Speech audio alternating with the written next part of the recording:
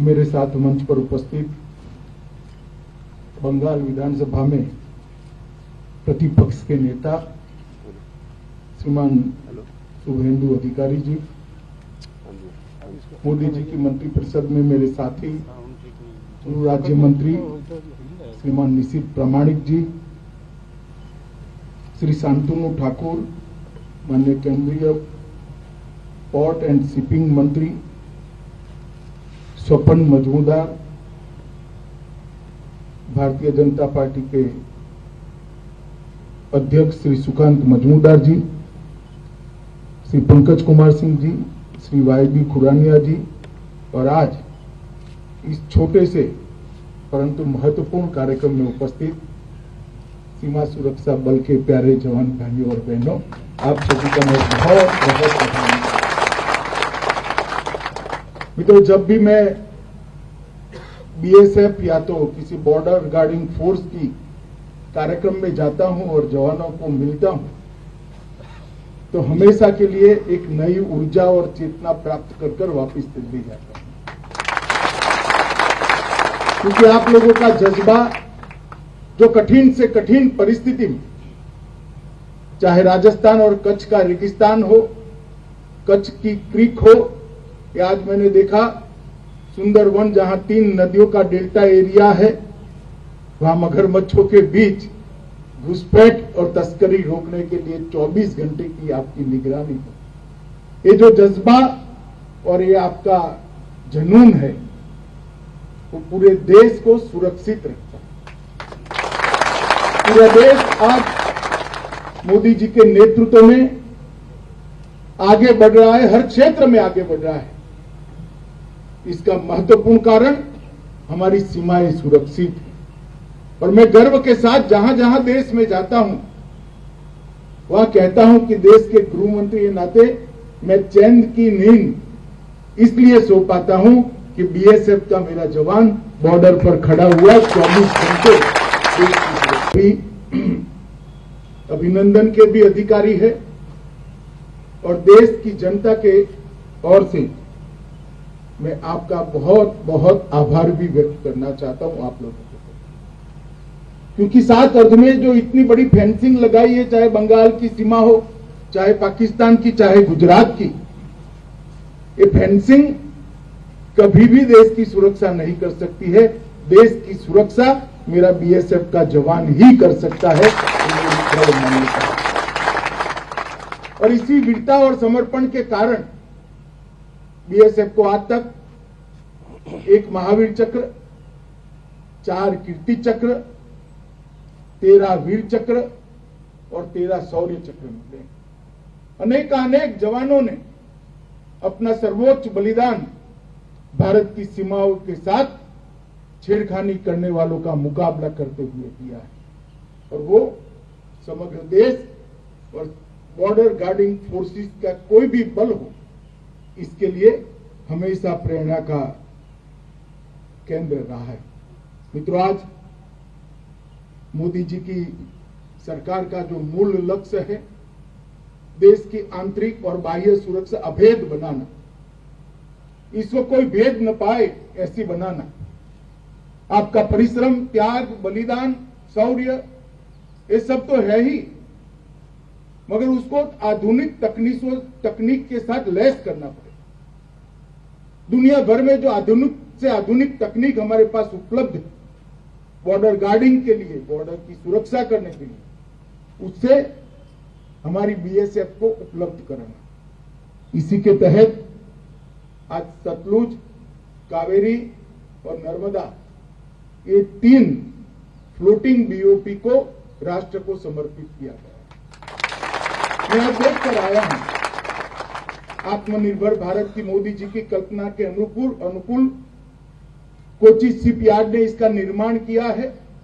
38 करोड़ की कॉस्ट की एक बीओपी, जिसका वजन लगभग 53,000 मीट्रिक टन, और ये बीओपी सभी आधुनिक सुविधाओं से लैस है, सुरक्षा उपकरणों से लैस है, और जवानों को अंदर कम से कम तकलीफ पड़े इस प्रकार की सारी सुविधाओं की भी चिंता की। उसके अगले हिस्से को बुलेट प्रूफ भी बनाया गया है, जिससे अंदर बैठे हुए जवानों को सामने से अगर गोलीबारी होती है तो इसकी सुरक्षा हो। अंदर भरपूर खाने पीने की चीजें और पीने के पानी की व्यवस्था भी की है और 1 महीने तक पेट्रोल और डीजल नया लिए बगैर 3 डीजी सेट के साथ ये बीओपी तैरती रह सके, इतनी अत्याधुनिक बीओपी आज राष्ट्र को चाहिए। मुझे विश्वास है कि बहुत संवेदनशील क्षेत्र जो है सुंदरवन, जिसको नदी से 2 टुकड़े ईश्वर ने ही करे, एक हिस्सा बांग्लादेश में, दूसरा हिस्सा भारत में, मुख्यत्वे गंगा और ब्रह्मपुत्र से बना हुआ ये डेल्टा का क्षेत्र बहुत संवेदनशील है देश की सुरक्षा की दृष्टि से। हमारे बंगाल के विपक्ष के नेता मेरे साथ थे, मेरे कान में कहते थे जाते वक्त कि साहब बहुत घुसपैठ होता है, बहुत घुसपैठ होता है। आते वक्त कहते थे अब बहुत अच्छा हो जाएगा, घुसपैठ होने की संभावना कम हो जाएगी। क्योंकि एक बीओपी के साथ 6 छोटी बोटें भी, पेट्रोलिंग बोटें भी हैं और जिस प्रकार की व्यवस्था करी है वो व्यवस्था घुसपैठ और तस्करी दोनों को रोकने के लिए पर्याप्त है, ऐसा मुझे लगता है। हालांकि क्षेत्र बड़ा कठिन है, उस ओर से कोई पत्थर भी डालेगा तो इस ओर आ जाएगा, इतनी सक्रिय नदी का एरिया भी कई क्षेत्र में आता है और ये 80 किलोमीटर का एक क्षेत्र है तो बहुत कठिन है। मगर मुझे आप लोगों के कर्तृत्व पर पूरा भरोसा है, आप लोगों के शौर्य पर भी पूरा भरोसा है। आज यहां पर एक मैत्री संग्रहालय का भी शिलान्यास हुआ है। भारत ने हमेशा पूरे विश्व में मानव अधिकारों की सुरक्षा पर बल दिया। 70 के दशक में जब हमारे पड़ोसी देश में मानव अधिकारों का हनन हुआ, घोर अत्याचार किए गए और अत्याचार के वक्त वहां से एक बयार आई हमारे यहां शरणार्थियों, भारत के पास भी कोई चारा नहीं था। उस वक्त बीएसएफ और सेना दोनों ने मिलकर बड़ी वीरता के साथ वो मानव अधिकारों का, उन क्षेत्र में मानव अधिकारों का रक्षण भी किया और बांग्लादेश को जन्म देने का काम भी किया। अब इस बात को 50 साल हुए हैं और उस स्वर्ण जयंती वर्ष के अंदर हमने इसकी एक चिरकालीन स्मृति रहे, इसलिए एक मैत्री प्रदर्शनी यहां पर लगाने का निर्णय किया है। लगभग 8 करोड़ रुपए की लागत आएगी और ये हमारे आजादी का अमृत महोत्सव का वर्ष भी है।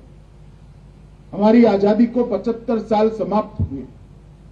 भारत का पूरी दुनिया में ऐसा योगदान बहुत कम देशों का देखने को मिलेगा जो किसी क्षेत्र के मानव अधिकारों की रक्षा के लिए हमने यहां पर किया था। मित्रों, मैं ज्यादा बोलना नहीं चाहता, परंतु इतना सुनिश्चित करना चाहता हूं कि आपका पोस्टिंग इटसेल्फ बड़ी कठिनाई है, वो मुझे मालूम है और किसी को हो न हो।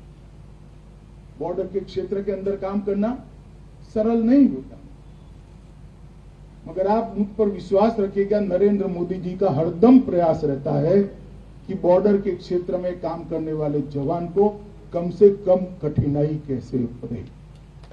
और इसलिए आरोग्य, हाउसिंग सेटिस्फेक्शन रेशियो, आपका आपके परिवार के साथ ज्यादा दिन बिता पाए इस प्रकार की कार्य प्रणाली की रचना और जहां जहां आपका पोस्टिंग है वहां की सुविधाओं में बढ़ोतरी कर हम किस प्रकार से आपकी तकलीफों को कम कर सकते हैं, इसके लिए हम लक्ष्य लेकर चले हैं।